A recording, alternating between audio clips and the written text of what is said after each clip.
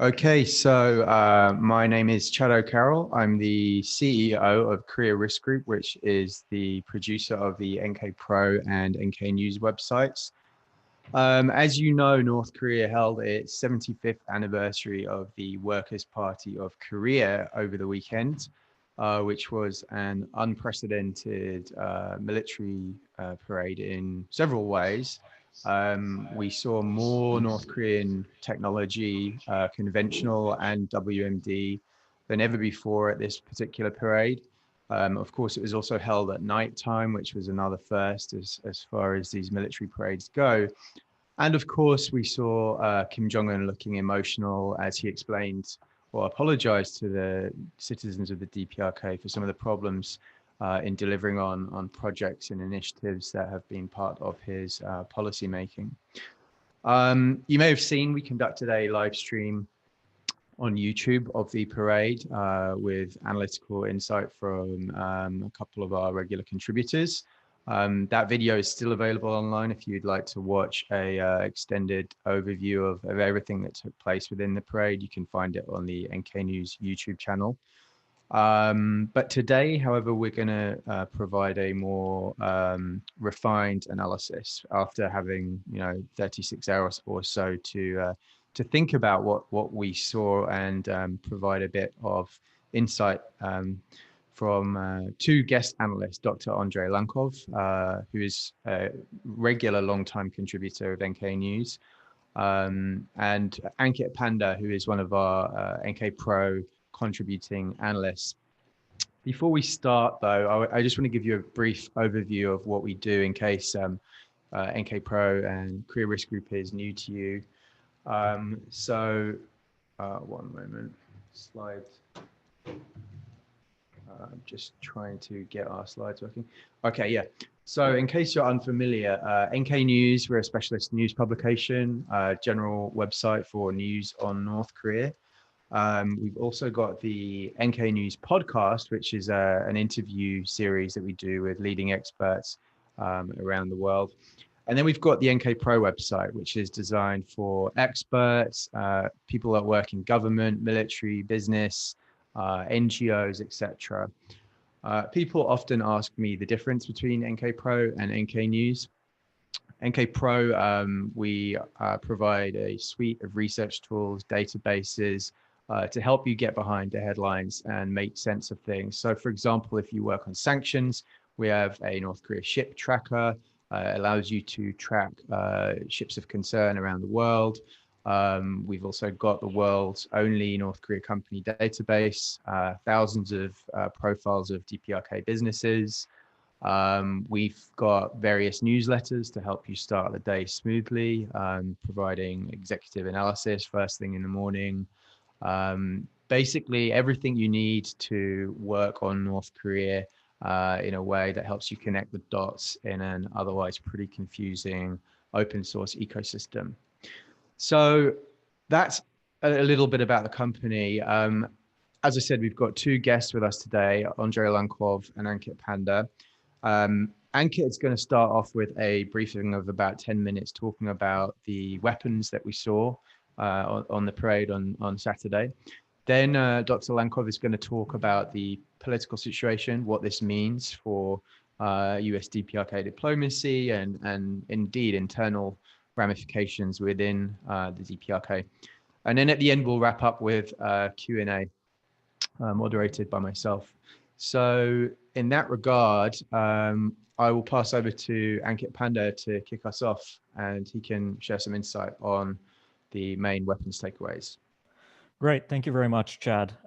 It certainly has been a busy weekend. As you said, this parade was unprecedented in many ways, not least for the incredible visuals we got, given the late night staging. So the way I'm going to go through this, I'll talk a little bit about the general themes that really jumped out to me. And as Chad already suggested, really the message that comes out of this military parade is that North Korea continues to take its self-reliance and national defense very seriously.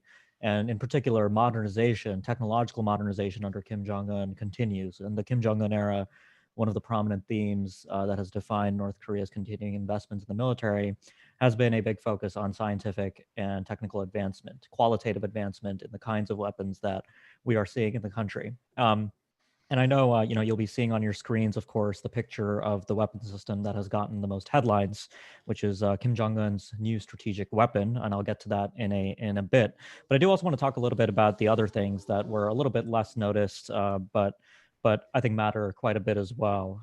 So over the course of the parade, we saw everything from new anti-tank guided missiles to a new air defense radar system. We saw new kinds of small arms, new armored personnel carriers, heavy vehicles for North Korean military personnel.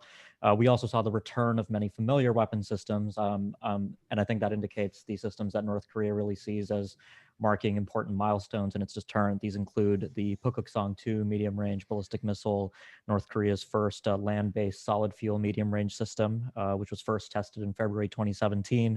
It made a prominent return at the parade. We saw the Hwasong-12, which continues to be the North Korean missile that has been demonstrated to the longest flight range. In September 2017, Hwasong-12 overflew Japan and landed in the Northern Pacific, demonstrating a range sufficient to strike the U.S. territory of Guam. And of course, that was also the year that North Korea reviewed plans to conduct a bracketing strike of Guam with those weapons. So seeing those weapons return was, again, quite interesting. We saw a new large solid fuel, probable SLBM, we don't know for sure, but a missile called the Pukguksong-4. North Korea uses the Pukguksong or Polaris prefix for its solid propellant strategic missiles. This began with the Pukguksong-1, which was the country's first submarine-launched ballistic missile.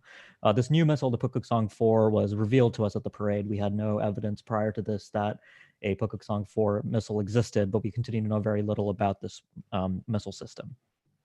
Apart from these, we saw also the suite of short-range ballistic missiles that saw extensive testing in 2019 and earlier this year in March. These include the systems that the U.S. intelligence community calls the KN-23, the KN-24, and the KN-25. We don't know the internal North Korean names for these systems, but broadly speaking, the KN-23 is the missile system that resembles the Russian Iskander-M. These are highly precise short-range ballistic missiles, an evolutionary change for the kinds of capabilities that North Korea used to have previously with its much more inaccurate older Soviet-derived Scud missiles. So these missiles were featured very prominently. And what was notable about the inclusion of these systems is that they were included in incredibly large numbers. We saw quite a few of these missiles, and this is significant for a variety of reasons. North Korea has been using these systems to message to South Korea that these will be the weapons that will hold South Korea's advanced assets, including F-35As, at risk before a conflict, effectively using these missiles to destroy South Korean airstrips before F-35As are able to take off. And this has led to South Korea now considering investments in its own missile defense interceptors to deal with these kinds of systems. So including these at the parade in large numbers, I think, emphasized that these will certainly become a major part of the Korean People's Army's conventional toolkit. And finally, let me talk a little bit about the large ICBM that is on your screens. This missile, which we don't have, again, the North Korean name for this system, provisionally I'm calling this the Hwasong-16, going with the naming provision that North Korea uses for its liquid propellant strategic systems, the Hwasong-15 having previously been the largest ICBM in North Korea. So let me just emphasize a few things off the bat about this system. This is the largest liquid propellant road mobile ICBM anywhere in the world. North Korea is a little bit peculiar in that it pushes ahead with large liquid propellant ICBMs in a road mobile configuration for a variety of reasons, including difficulties in handling and safety. The Soviet Union, the United States, and eventually even China decided that liquid propellant missiles of this size are best handled in static silos, but North Korea continues to put these on large vehicles. So the thing that really jumped out about this new ICBM, of course, is that it is just physically much larger than anything we've seen in North Korea. It is larger than the Hwasong-15, which is previously the largest nuclear-capable missile in the North Korean arsenal. That missile was tested once in November 2017. But the missile's reveal at the parade was ultimately not very surprising for a few reasons. First of all, we did have Kim Jong-un's speech, his report to the 5th plenary of the 7th Central Committee of the Workers' Party of Korea last December, in which he very clearly said that the world will soon witness a new strategic weapon. He also indicated that his April 2018 moratorium on testing long-range missiles and nuclear weapons was no longer in place unilaterally. And if we look at the precedents for major anniversaries of the founding of the Workers' Party, we also see that those have been used to reveal new weapon systems. For instance, in 2015, at the 70th anniversary parade in October that year, we saw the KN-14 or Hwasong-13 Mod 2 ICBM revealed. And in 2010, October, we saw the Musudan intermediate range ballistic missile revealed for the first time. So North Korea has used October parades to reveal these kinds of weapons in the past. So ultimately seeing a new ICBM was less of a surprise than it might have been under different conditions.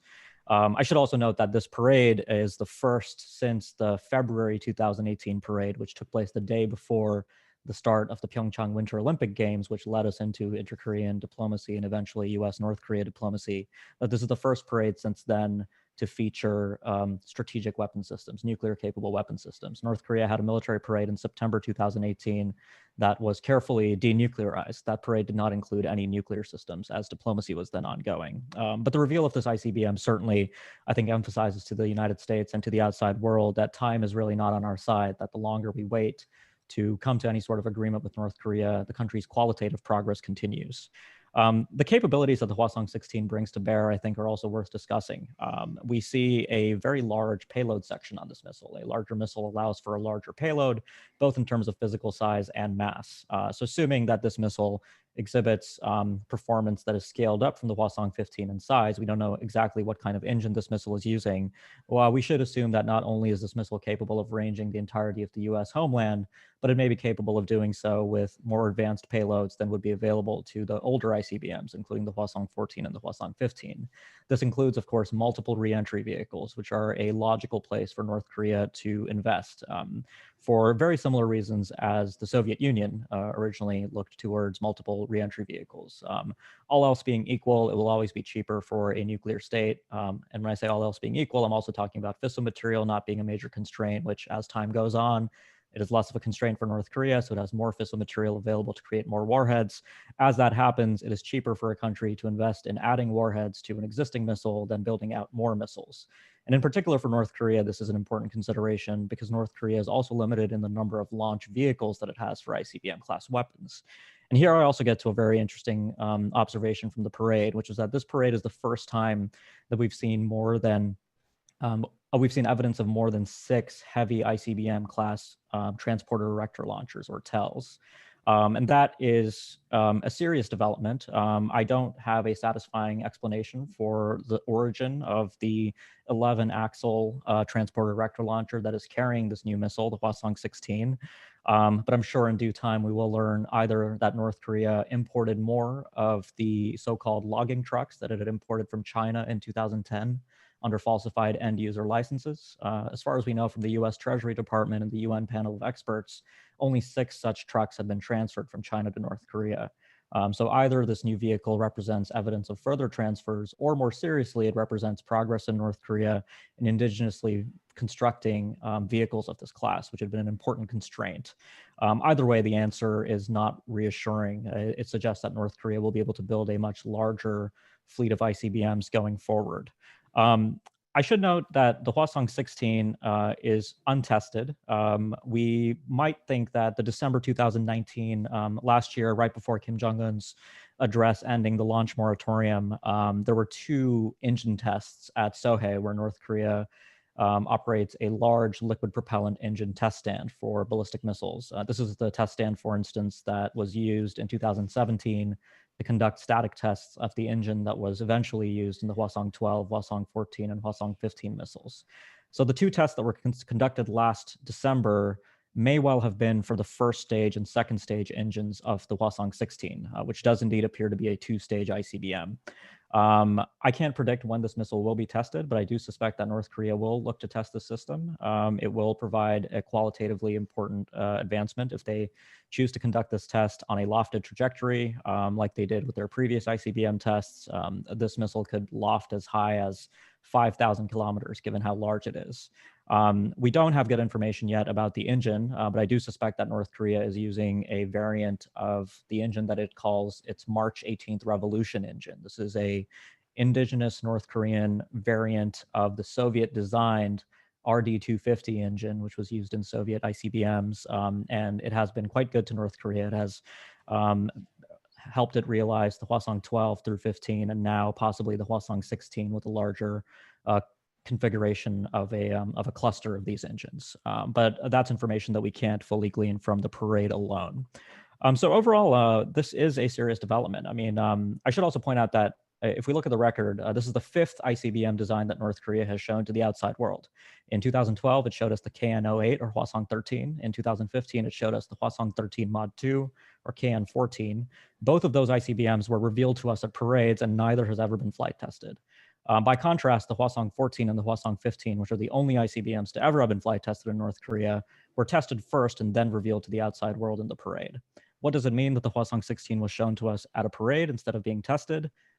It's difficult to say, especially given unusual developments this year. We did see engine tests in December, and we had evidence in January before COVID-19 locked North Korea down that a military parade might have taken place then for the February 8th anniversary, but that didn't happen, unfortunately. So it's very difficult to say in the counterfactual whether there is a timeline where North Korea by now might have actually tested the Hwasong 16 after Kim Jong-un announced that his long-range missile testing moratorium was over.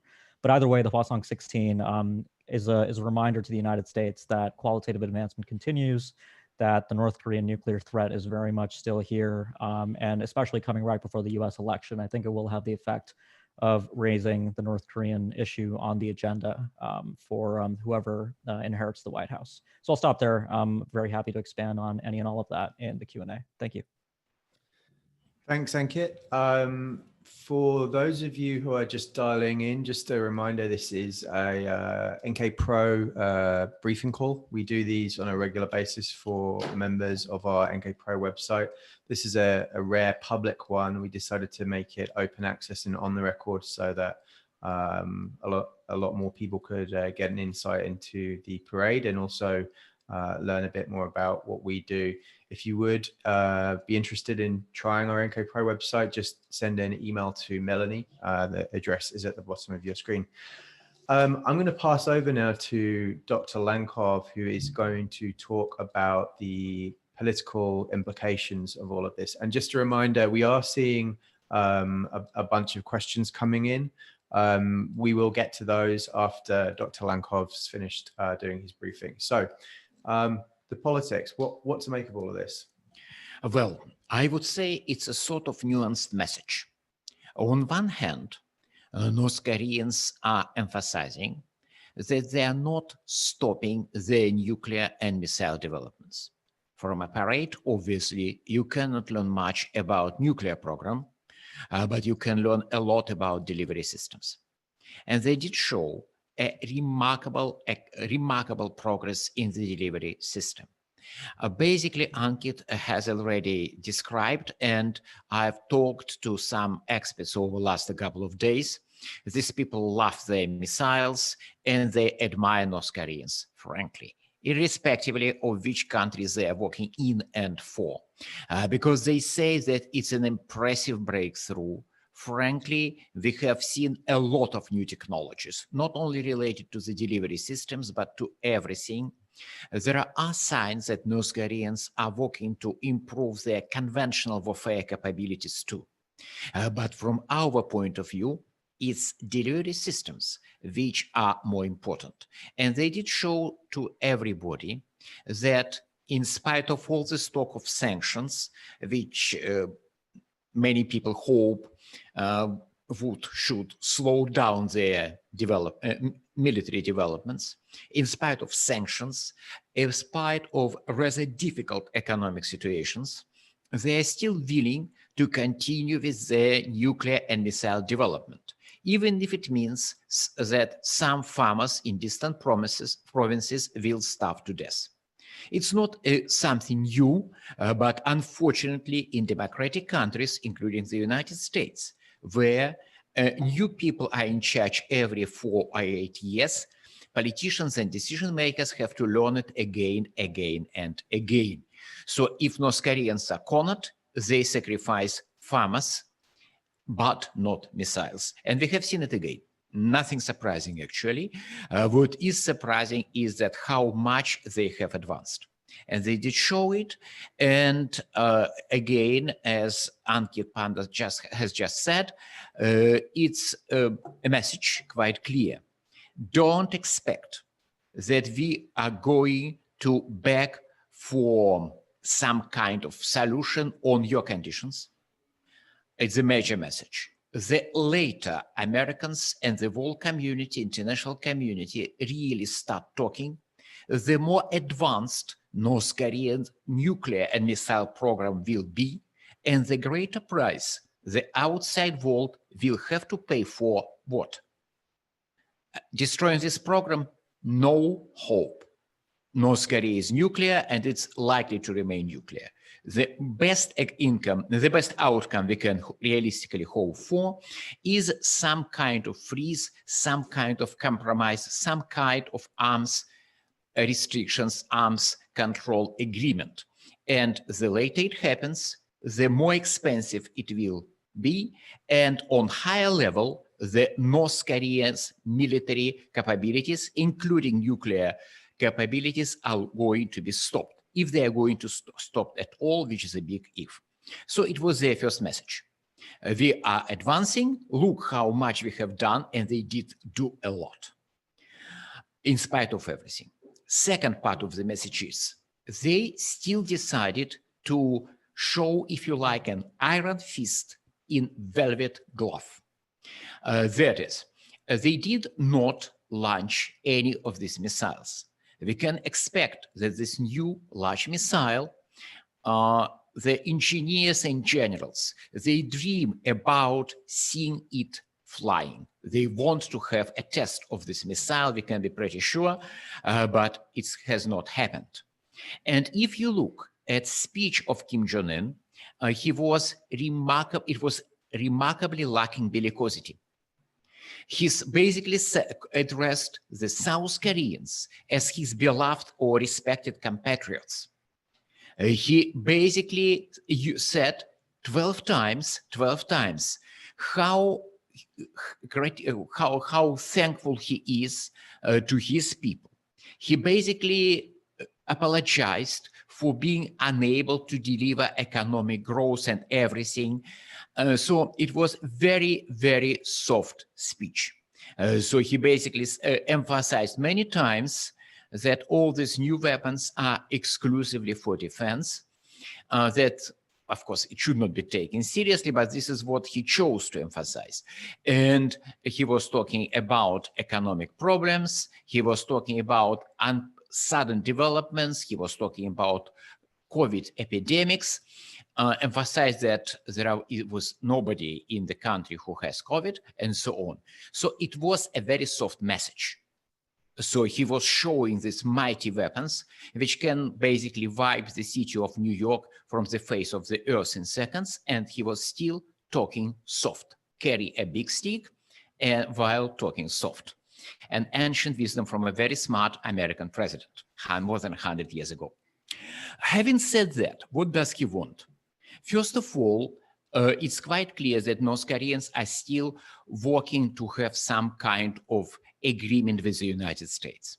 I'm not sure how well it's reported, how much it's reported in kind of regular media, but there have been reports, rumors about South Koreans working together with North Koreans, that they were trying to send Kim Jong-un's sister, Kim Yo-jong, who is now believed to be in charge of the foreign policy, for some kind of, I would say, quasi-summit, because she is not the head of the state, but second or third in charge, to the United States.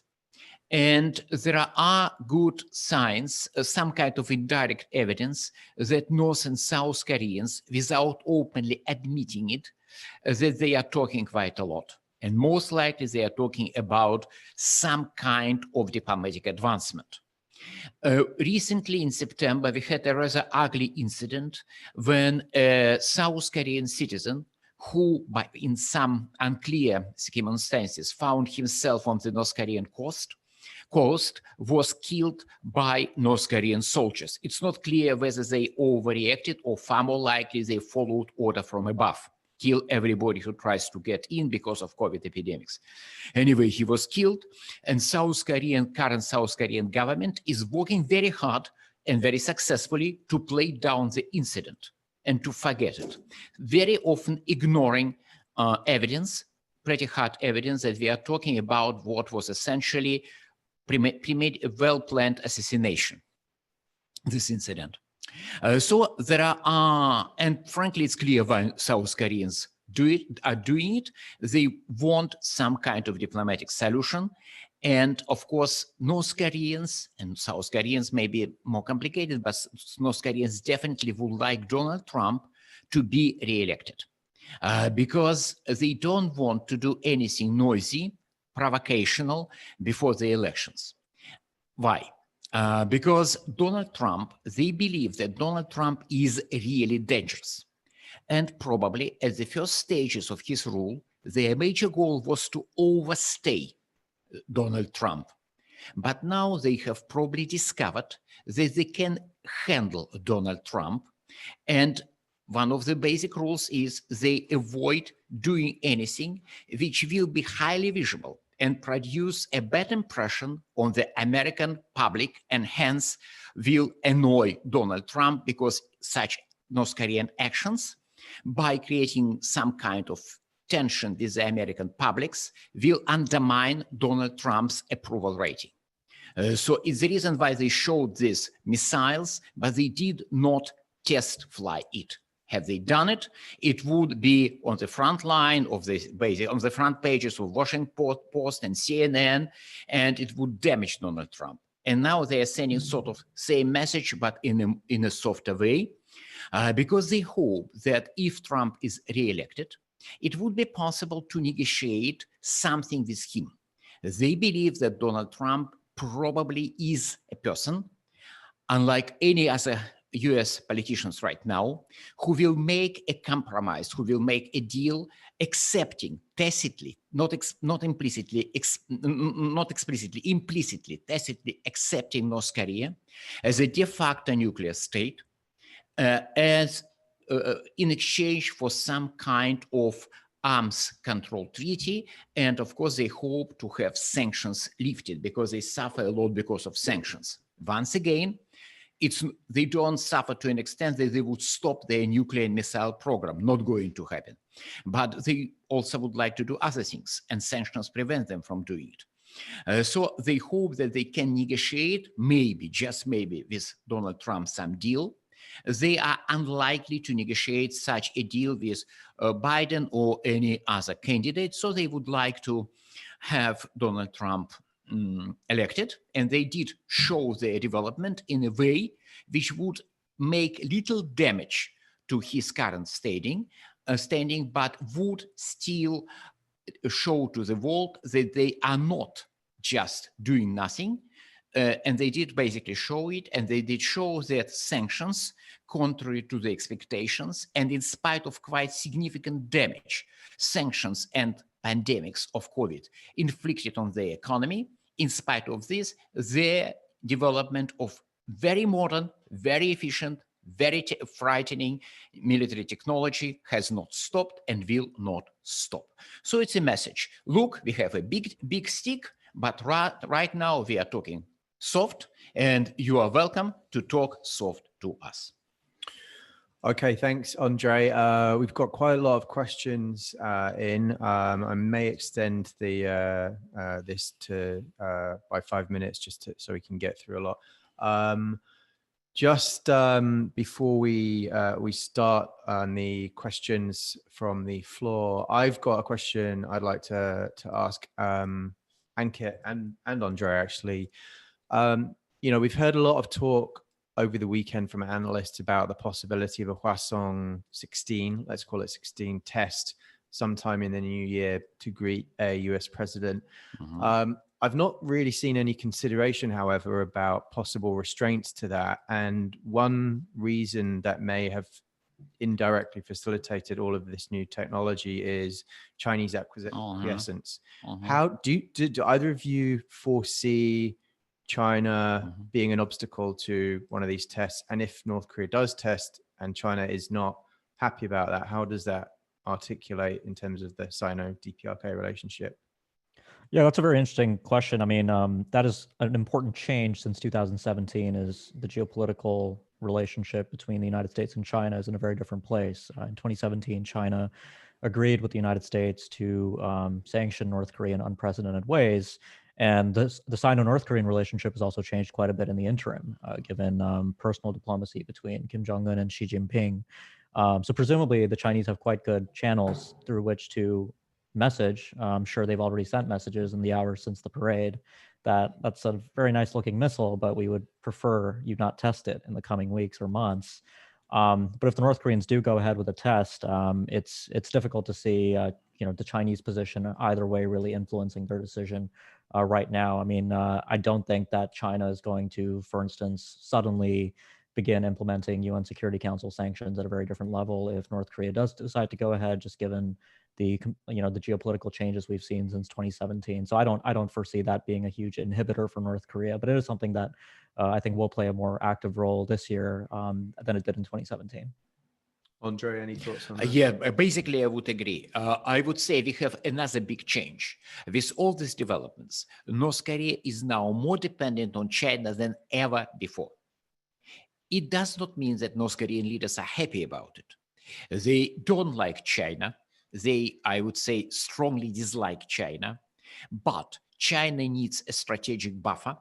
And now, with the confrontation with the United States, they are far more willing to keep North Korea afloat. Say we have fuel prices inside North Korea absolutely stable, and it's a market price. Government does not interfere with the fuel prices. Basically, government has left the market long time ago. And the only explanation is that Chinese are secretly shipping liquid fuel to North Korea. And basically, China is willing to support North Korea, but they don't want excessive confrontations. And they definitely don't want these wonderful new missiles to fly. Question is whether North Koreans are going to listen to them or not, because on one hand, they are very dependent on China. On the other hand, they understand that in the current situation, Chinese will pay them anyway, will keep them afloat anyway. But I'm inclined to believe that if Biden is elected and we still don't see new test flights of the new missiles or new nuclear tests, the major or only reasons will be Chinese pressure and North Korea's decision for a change to listen to what Beijing says.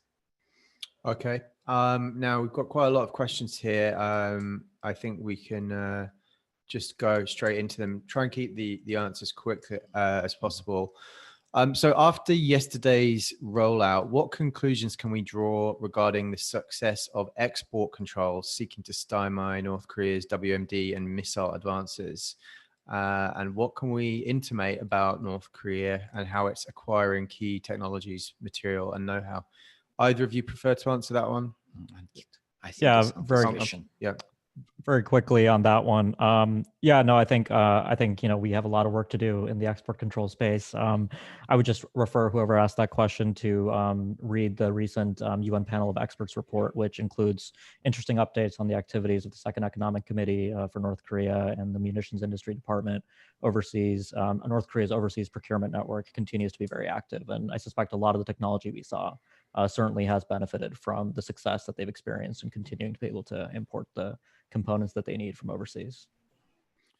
All right, Andrei, maybe this one for you. What should we make of Kim Jong-un's emotionalism during his speech?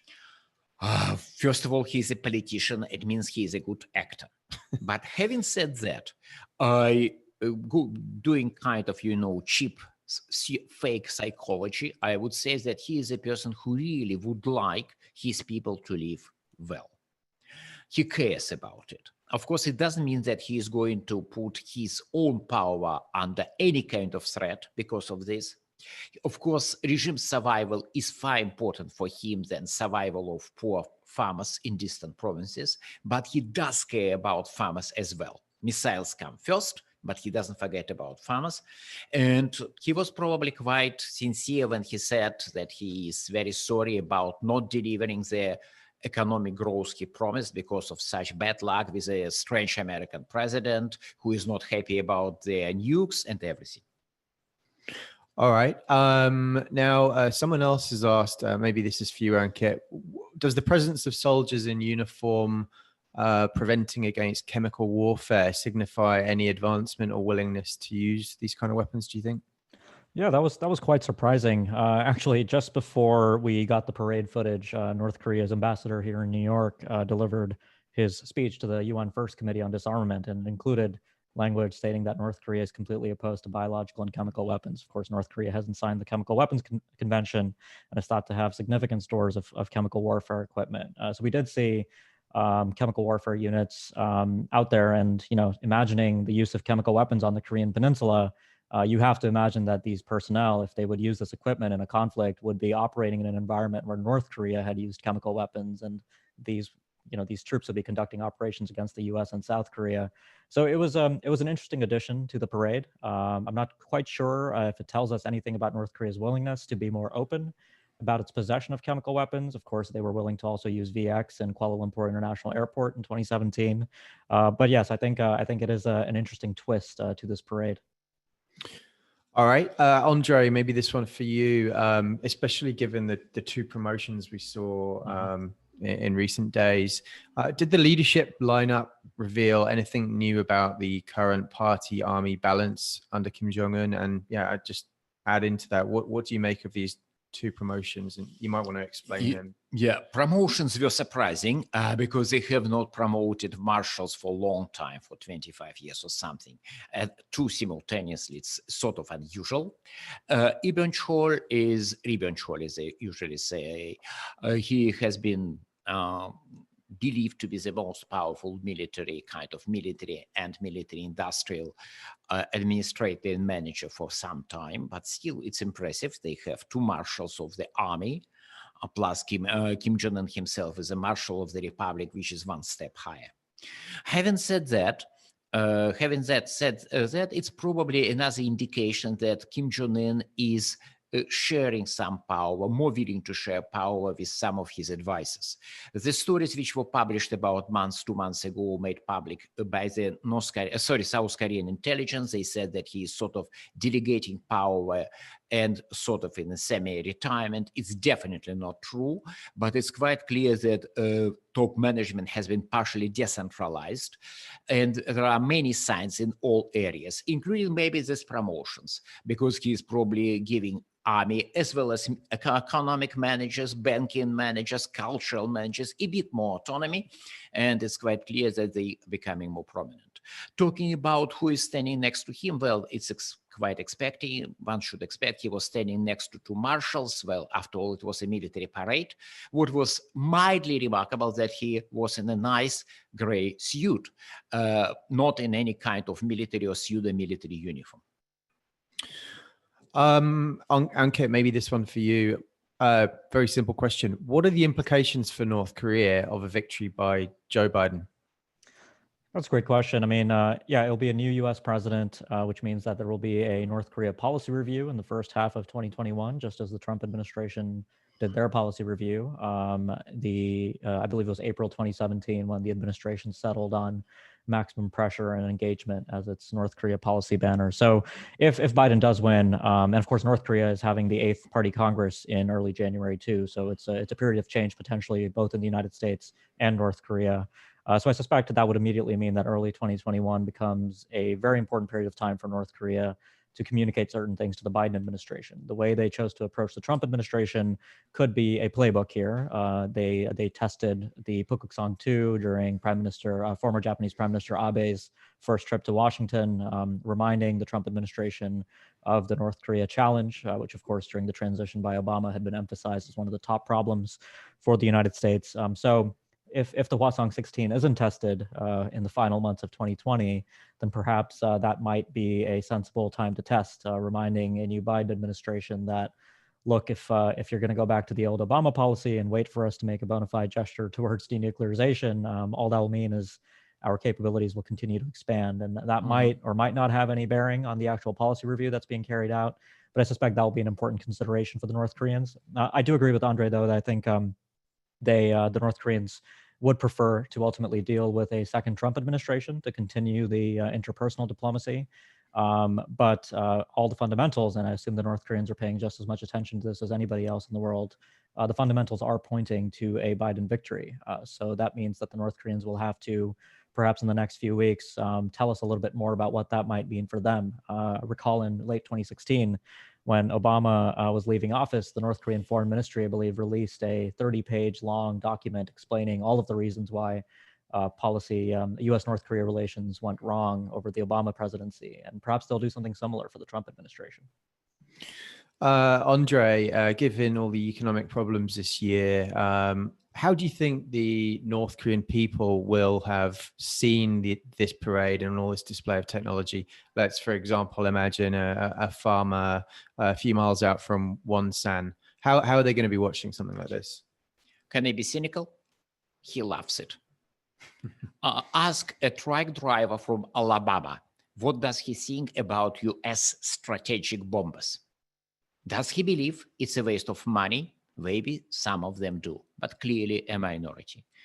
Don't consider me snobbish. I'm a son of a bus driver from St. Petersburg, and I can tell you, they love it.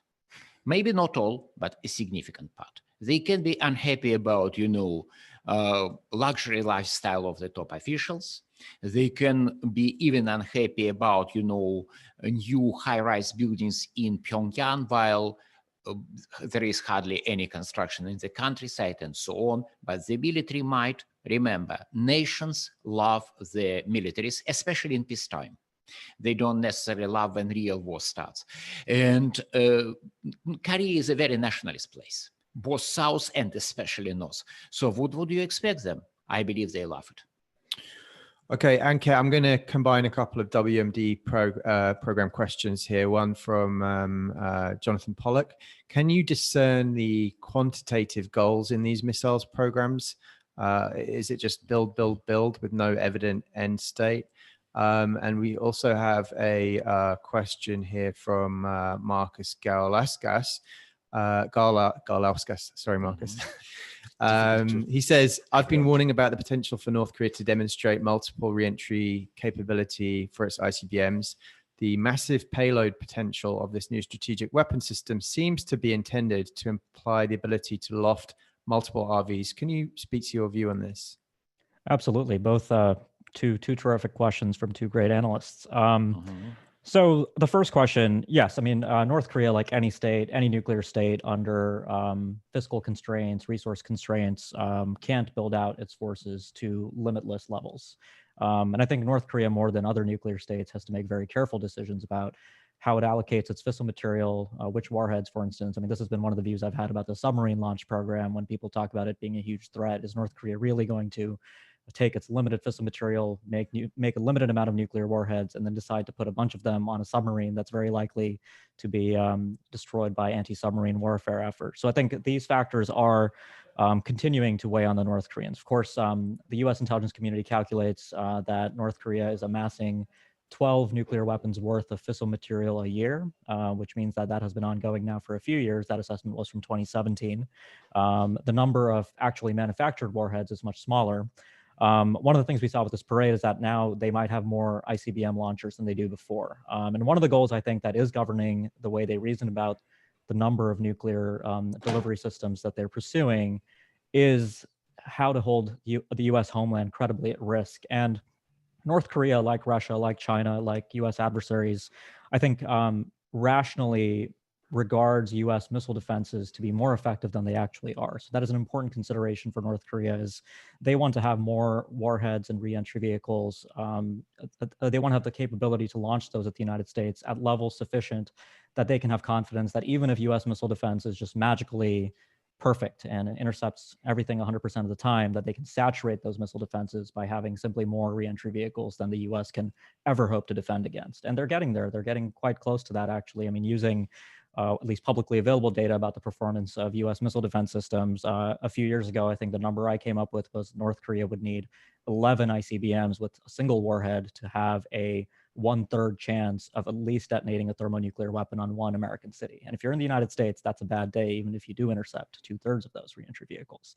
And then that sort of segues into Marcus's question about multiple reentry vehicles. I mean, absolutely, I think it's a very logical place for the North Koreans to go for strategic reasons, not only missile defense defeat, but also if the North Koreans have questions about their performance of their own reentry vehicles, putting multiple reentry vehicles on a nuclear on a ballistic missile simply increases the chances that one of those will successfully detonate, even if it fails, even if a few of those fail for technical reasons, if a few of those are intercepted. I think it absolutely makes sense. And this new missile could potentially have a throw weight of 4,000, 4,500 kilograms, certainly sufficient for multiple thermonuclear weapons, at least based on what we know about the September 2017 device that North Korea detonated. That I would say this weapon, this missile could potentially accommodate 4 of those, alongside penetration aids and everything else that needs to go in the payload fairing. So absolutely, I think that's a real possibility here.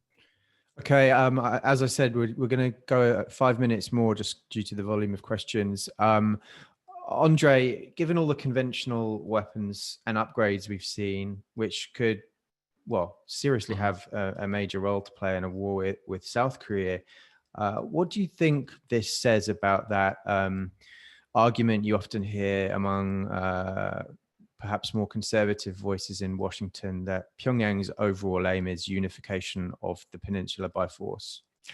I think that in the long run, of course, it's a dream, but I will sort of cite a high-level, very experienced Russian diplomat who about half a year ago said about it.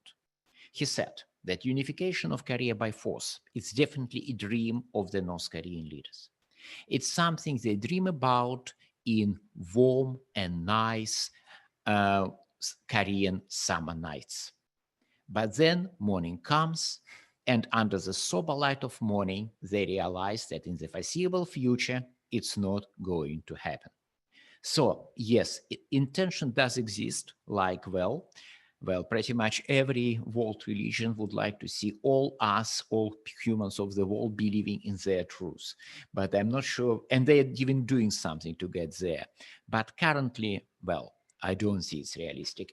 However, we should never completely forget about it. It's definitely a long-term goal. And if they are very lucky and South Koreans are very unlucky, it might eventually, in the distant future, become a part of real, actual politics. There's a question here about the ban on foreign diplomats. I mean, I'll answer this. It's something I've been watching quite closely. Yeah, we saw some of our sources informed us that last week diplomats on 2 occasions received letters from the Ministry of Foreign Affairs, basically telling them stop coming to near the Miriam training area. Make sure you don't come to the parade area on the day.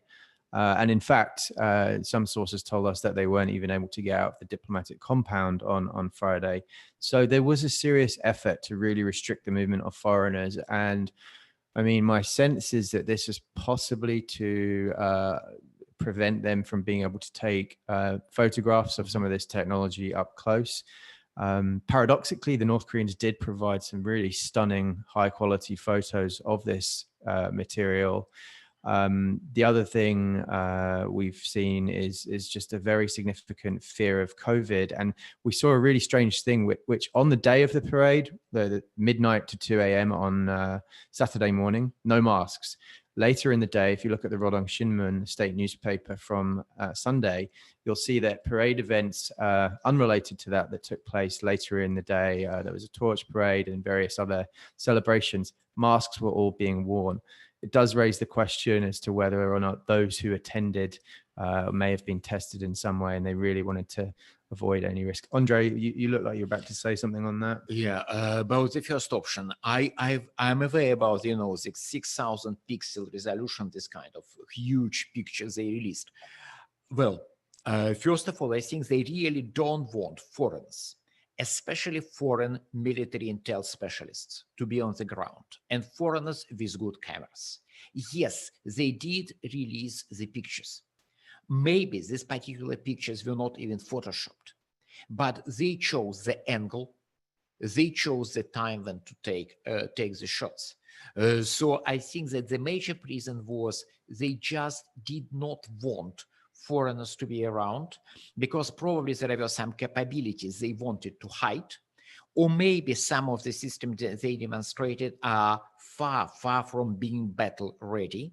And some smart and observant military intelligence colonel from some country, even friendly country, would probably notice it. And this is not what they wanted. Okay, last question. I'm going to ask you both.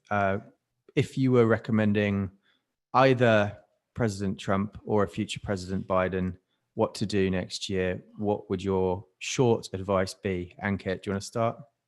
Well, sure. I mean, it's actually perhaps a little disappointing in the context of a military parade showing off delivery systems. I mean, I've been of the belief that the place to start with North Korea is to verifiably cap their ability to produce fissile material when it comes to their nuclear program. It doesn't matter how big your ballistic missiles are.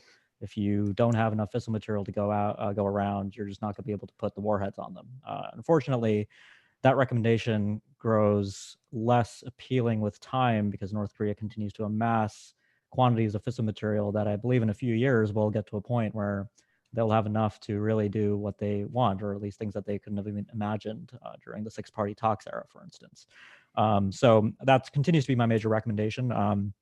Dealing with missiles is very difficult for a variety of reasons, but it is also something that we have to deal with the North Koreans. I think there was a great deal of value in Kim Jong-un's April 2018 moratorium, and we should have formalized that moratorium from North Korea in exchange for perhaps a limited bit of sanctions relief.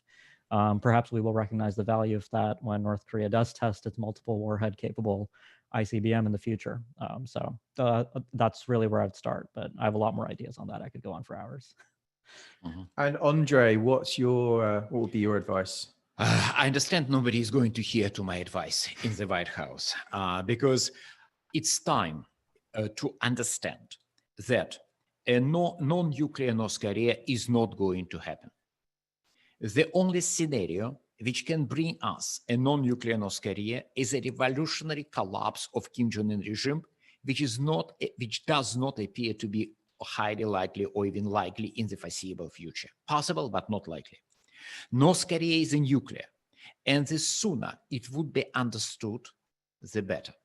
Because in the long run, the only solution is to negotiate a compromise, a freeze and arms control agreement. So Americans will make some concessions and lift some economic sanctions. Military sanctions should remain forever, but economic sectoral sanctions should be lifted in exchange for North Koreans physically destroying, no paper promises, just physical destruction of some of their known missile and nuclear producing facilities.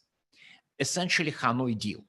Hanoi deal was not good because North Koreans were going to give too little and demanding too much from the Americans, but it's a question of bargaining, same scheme.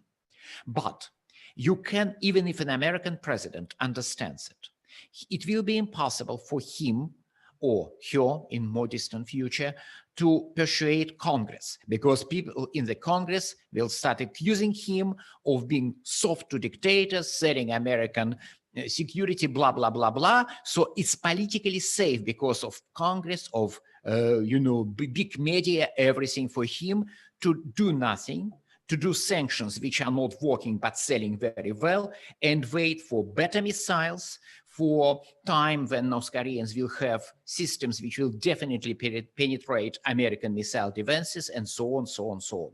Sooner or later, Americans will accept that they have no power to prevent winter from coming after autumn. They cannot change the way Earth moves around the sun, and the US Congress cannot, by its wise decisions, to change the laws of nuclear physics or ballistics. But it probably will have a long time. The sooner the better, because it's going to be postponed, and in the end, Americans and the world will get a deal which will be much, much worse than a deal we can realistically get next year. But I don't expect anybody to listen to this advice. Someone just asked, why are you not on the National Security Council? I talk to these people occasionally. They are very polite. They smile, but they are under their pressures. On that bombshell, thank you very much, gentlemen. And we appreciate everyone tuning in to today's call. Once again, if you'd like to try out NK Pro, please send Melanie an email. The address is there, membership@nknews.org. We do these calls on a regular basis. We've got dozens of articles about this parade in particular, some very detailed overviews of the conventional stuff coming later today. So you can really get a glimpse of what is new and what's not, and lots more. Please take a look, and we appreciate all your time, and hope to see you in the not too distant future. Thanks. Bye-bye.